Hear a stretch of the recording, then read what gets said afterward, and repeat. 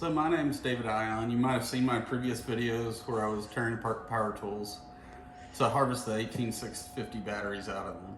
Well, when I'm out here working in my shop, sometimes I get crazy ideas and I'm like, oh, well, this would be fun.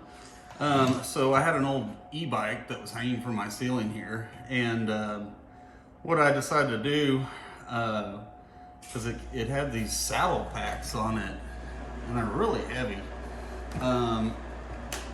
So it's a Gen 1 E-Zip. So I was like, can I soup it up and make it go faster? So anyway, just for fun. So I tore one of these apart, and basically it has two of these, like they're backup for garage doors and like fiber connections to houses and things like that. Pretty common batteries, but they're 12 volt. These are 10 amp hours. So this thing, when I took it apart, had two of them in it. And it's extremely heavy. So what we'll do here, let's see how much it weighs.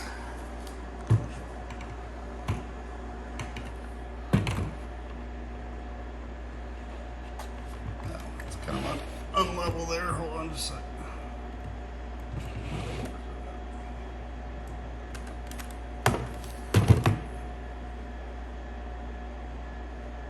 It's about 16 pounds. And lithiums are a lot lighter and a whole lot more powerful. So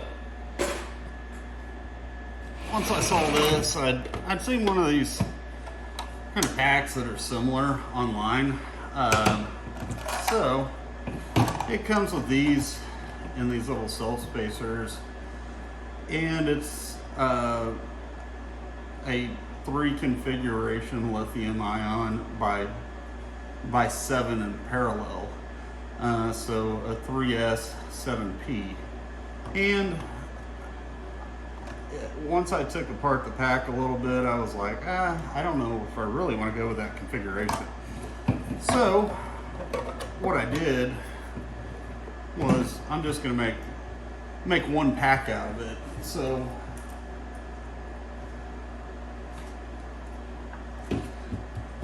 I took the same 42 cells that would be in two of these, wired up in series, and I just turned that into one pack to get less voltage drop and things like that. So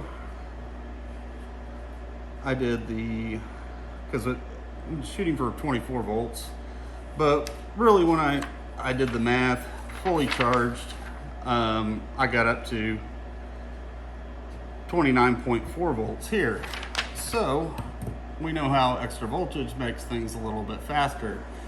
For instance, when you take a multimeter to this one, we end up with 12.42 volts. So with two of those, 12.42 times 2, well, that's going to be 24.82 versus the pack that I designed, which is 29.4 volts. So theoretically, this should be faster. The lithium pack, one, it's lighter, and two, it's with higher voltage, you're just going to get more output. So what I decided to do, just for grins and fun, I built this pack right here, and I took that. It's a heat shrink pack. I'll put some pictures in there to show you build on it, because I've already built it and I don't want to take it apart. I will do another video where I take this one apart and I can show steps and details of how it was built. But let's see what the performance is. So 29.4 versus 24.82. I actually tried to put this one on the scale and it wouldn't even read because it's basically a 4 or 5 pound battery. My scale wouldn't go that low. So let's go out and see what it does.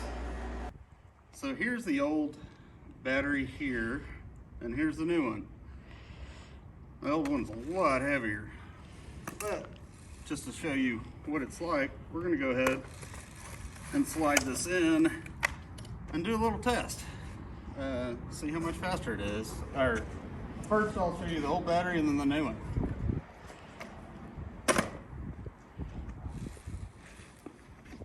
And this is an old E-zip bike. That was old. We'll just say that.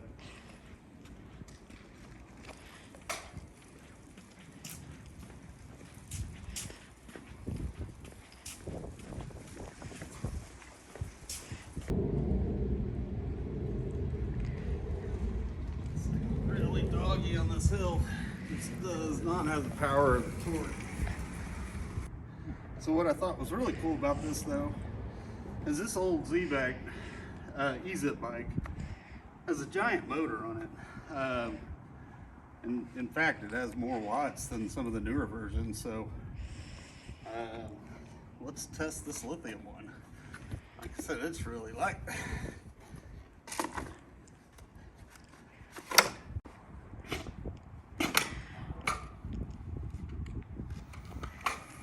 Whoa, it's a lot faster.